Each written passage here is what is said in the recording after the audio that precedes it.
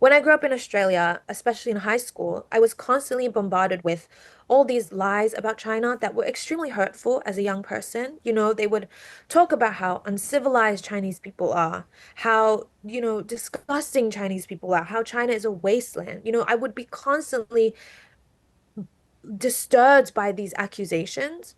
And yet I had the privilege of going back to China most years to see my grandparents. And I would look around me, and yes, there were developing conditions, but I was like, this is not what these people are talking about. And I felt so misunderstood. I felt so small. And at the same time, I felt like they already had a narrative in their heads. They weren't there to listen to me, and it was very painful.